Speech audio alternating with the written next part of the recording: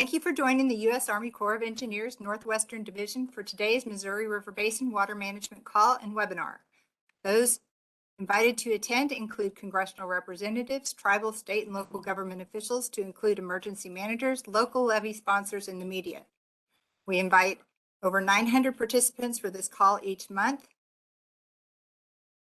Slides from today's call will be available on our website at nwd-mr.usace.army.mil/rcc and will be available in today's press release. The calls are recorded and placed on the Defense Video and Imagery Distribution Service, and your participation acknowledges your consent to be recorded. For the convenience of our media representatives, the final slide in this presentation includes each speaker's name, title, and contact information. All lines have been placed on mute. When we get to the question and answer period at the end, and I'm going to ask John to run that question and answer session, you'll need to press *6 to unmute your line. We'll go in alphabetical order by state. Please state your name and the organization that you represent to ask your question. Normally, we have Doug Cluck and Kevin Lau available with us from the National Weather Service to give a presentation, or with the NOAA Center for Environmental. Anyway, they normally provide a briefing. They will not be providing a briefing today, but they will be available to answer questions. The Missouri River Water Management staff is available. They are online and they will provide you an updated runoff forecast. And then we have our drought coordinator from the Omaha District available to provide you an update on response to the current drought conditions. With that, I will hand the call over to John Remus.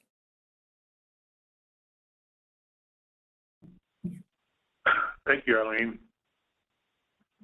Good afternoon, everyone. I'm John Remus, Chief of the Missouri River Basin Water Management Division. Our office is responsible for regulating the Missouri River mainstem reservoir system. I will provide some general remarks, and then I will turn the discussion over to my senior staff for more detailed information. I want to again assure everyone in the basin that the Corps remains fully committed to our flood risk reduction mission, protecting people and businesses when we can from significant runoff events that pose a threat to human health and safety. Floods can and will occur regardless of basin or system conditions. This includes ice-induced flooding during the winter freeze-in and spring breakup periods. While drought conditions have improved over much of the basin, the risk of widespread systemic flooding remains relatively low. Widespread thunderstorms in the lower Missouri River Basin can and do occur. Runoff from these large storms in the lower basin cannot always be mitigated by the operation of the mainstem reservoirs. Further, it is important to understand that the volume, timing, and location at which runoff enters the system significantly impacts the timing and magnitude of releases from the reservoirs. Each runoff season or flood event is unique. Care should be taken when comparing one event to another. While the upper basin runoff forecast has improved over the last few months, it is still well below average. System storage peaked on July 20th at 52.1 million acre-feet, and will steadily decline over the next several months. Brian Larson and Mike Swinson will provide more details as to how this will likely impact operations of the system. But basically, we are anticipating continuing our water conservation measures through 2022 and probably longer. The current water conservation measures are reduced flow support to navigation and minimal winter releases. The Corps of Engineers understands the importance of the Missouri River in providing water for irrigation, municipal, and industrial uses throughout the basin. We try to operate the system to meet the water supply needs of the basin to the extent reasonably possible. There is presently, and will be, adequate water in the reservoirs and in the river reaches between the reservoirs and below the system to serve all water supply needs. I want to remind everyone that the Corps of Engineers does not provide or guarantee access to the water. Maintaining access to the water is the individual facility owner-operator's responsibility. We will continue to monitor river conditions and weather forecasts to make operational adjustments to the extent possible. We will also continue to meet our statutory obligations to operate the Missouri River mainstem reservoir system for its authorized purposes, as described in the Master Water Control Manual. We will also comply with all laws and provisions of the 2018 biological opinion. I want to again remind everyone that there was no flow test for Fort Peck in 2022. The Corps of Engineers remains committed to compliance with the 2018 biological opinion, including the Fort Peck flow test. Runoff forecast and the projected pool elevations that Ryan Larson and Mike Swinson will be discussing are based on the best available information. Actual conditions may be different. This concludes my initial remarks. Thank you very much. I will now turn the discussion over to Ryan Larson.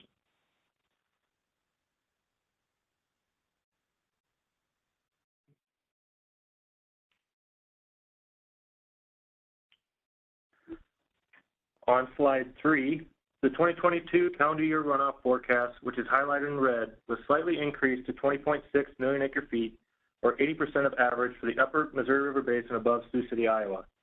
If realized, this amount would be near a lower quartile runoff, or the 40th driest in the historical record. I am now on slide 4. The slight increase in the annual runoff forecast is mostly due to higher than forecast July runoff in all reaches above Sioux City, Iowa. Pockets of near to above normal precipitation were observed in Montana, western North Dakota, eastern and central South Dakota, central Nebraska into northeastern Kansas, and northern Missouri. Below normal precipitation was observed elsewhere in the basin. The remaining months in the calendar year are forecasted to be below average as drought conditions persist over portions of the basin, and the climate outlooks show indications for below normal precipitation and above normal temperatures. Moving to slide 5. The left graphic depicts the soil moisture change since May 31st. Significant loss of soil moisture was observed in North Dakota, with moderate losses occurring across Wyoming, Nebraska, Kansas, and Missouri. Drier than normal soil moisture conditions remain over much of the basin, with the exception of near normal soil moisture conditions in portions of North Dakota, South Dakota, eastern Kansas, and Missouri, as shown in the graphic on the right. Moving to slide 6. These graphics depict the climate outlooks through November. The upper and lower left quadrants show the climate outlook for August, which is indicating increased chances for above normal temperatures and below normal precipitation over much of the basin. The upper and lower right quadrants show the climate outlooks for September through November, which is indicating increased chances for above normal temperatures and below normal precipitation over the lower basin, and equal chances for above, below, and normal precipitation and temperatures across the upper basin.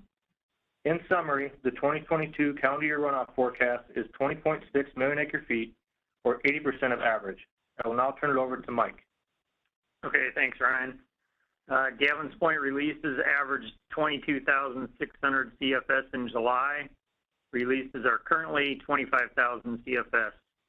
Releases will gradually be increased over the next several days as needed to meet the downstream targets.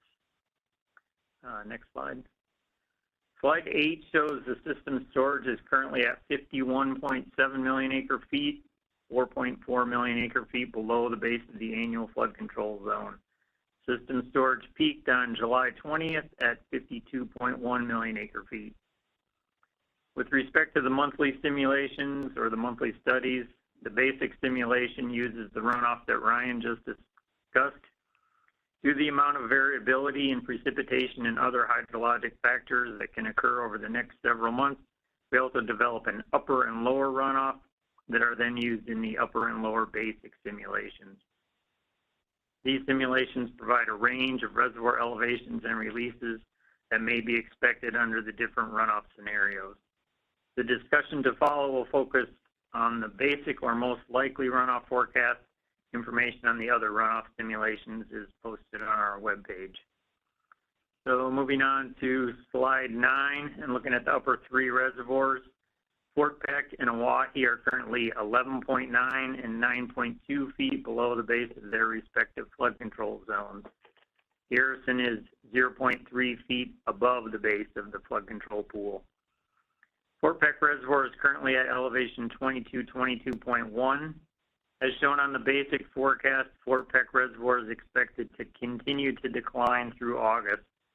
Releases are expected to be held at around 8,000 CFS until mid-September and will then be reduced to 4,000 CFS. Garrison Reservoir peaked in late July at elevation 1838.3, 0.8 feet into the flood pool. The basic forecast shows Garrison Reservoir declining through August and into the fall. Releases are expected to be held at a daily average of about 21,000 CFS until mid-September. At that time, they will gradually be reduced to a fall rate of about 14,000. Oahe Reservoir peaked in mid-July at elevation 1598.6. The basic forecast shows Oahe Reservoir continuing to decline during August. High runoff into Garrison during June and the early part of July resulted in that reservoir being higher relative to Fort Peck and Fort Peck and Oahe, as you can see on the slide 9. Releases will be adjusted over the next several months to better distribute the storage in the upper 3 reservoirs prior to the start of next year's runoff. Moving on to slide 10, which details the Master Manual System storage checks. The service level is used to determine releases from Gavin's Point Dam to support navigation and in combination with the bank stabilization and navigation project to help provide the downstream navigation channel. The July 1st system storage check resulted in a slight increase to the navigation flow support level. Releases are currently being set to provide flow support at a level 500 CFS above minimum service. For this service level on the basic stimulation, Gavin's Point monthly average releases range from approximately 26,000 CFS to 28,000 CFS. Releases will depend on downstream conditions and will be reduced in response to downstream flooding. The navigation season length is also based on the July 1st system storage. Navigation flow support will be shortened 3 days from the normal 8-month season. Gavin's Point winter release is based on the September 1st system storage check. All 3 runoff scenarios currently indicate Gavin's Point winter releases of 12,000 CFS. Next slide. Annual energy generation at the mainstem dams under the basic stimulation is 7.1 billion kilowatt hours compared to the long-term average of 9.4 billion kilowatt hours. And the last slide here is the Missouri River Basin weekly update, which is found on our website at the address shown at the top of the page, or at the top of the slide there. This webpage gives a general overview of the current conditions in the Missouri River Basin and is updated weekly, usually on Tuesday morning. Thank you, and that concludes my remarks, and I believe we'll pass it over to Chuck for the drought coordination update.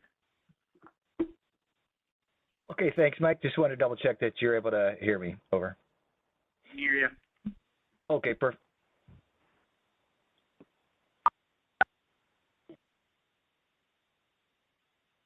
Okay, thanks, Mike. Just a quick introduction here to those online. I'm Chuck McWilliams, and I currently serve as the Operations Division of the Omaha District of the Corps of Engineers as the Drought Response Coordinator. And here's a quick update of the work that the team has done so far and a glimpse into some potential future efforts. Now, earlier this spring, as the drought conditions ranged from severe to extreme across a large portion of the Upper Basin, and specifically in Montana and the Western Dakotas, well, our teams at Fort Peck, Garrison, and Oahe, they pulled together a list of the earliest negative impacts that were expected, and they developed a plan to mitigate them. To date, we've executed work around several boat ramps along Fort Peck Lake and Lake Oahe in order to ensure that low water access remained at those locations, and we have some follow-on work expected near Garrison in the coming months. Increased shoreline exposure, unfortunately, also brings the threat of several invasive plant species or noxious weeds, and the team is implementing a strategy to defeat them, build upon plans and lessons learned during the extended drought in the early 2000s. Now, going forward, we'll continue to monitor for additional drought impacts through our enhanced coordination with interagency federal, state, and tribal partners. And while the Corps is not authorized by Congress to perform operation and maintenance activities on water intakes, we may provide technical assistance to local communities facing any emergencies, and that would be as a supplement to state and local efforts. The bottom line, while we hope, along with everyone, that the current drought conditions will improve and not persist, but the Omaha District remains vigilant and is prepared to support stakeholders as needed. Thanks again for your time. Thank you, Chuck. I'd offer a time now for anybody from Kansas City District that would like to provide an update on anything, if at all.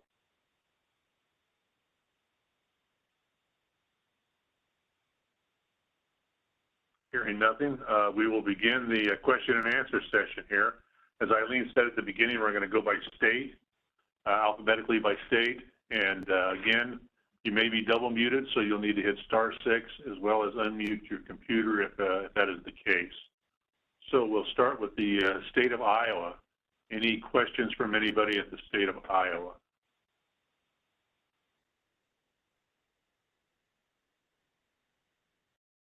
State of Kansas, again, *6.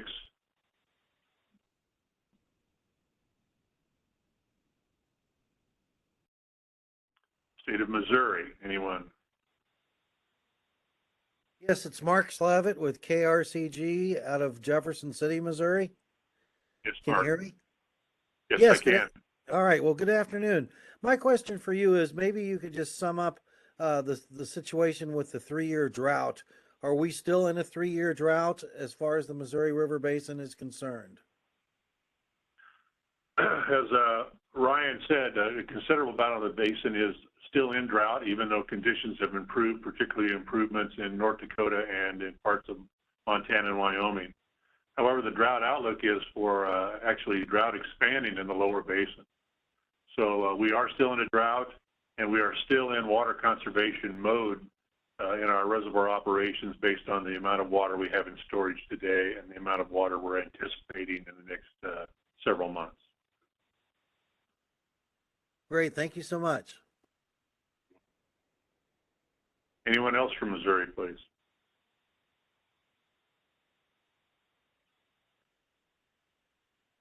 Montana, anyone from Montana?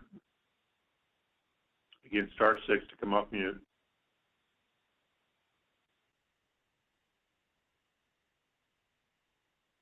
Nebraska. Any questions from Nebraska?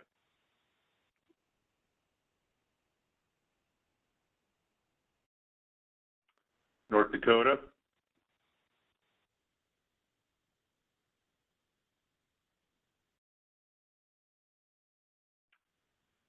South Dakota.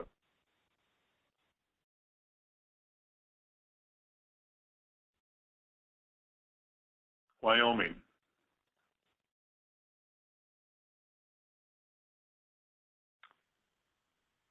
One last call for questions. Anybody out there at all, regardless of state?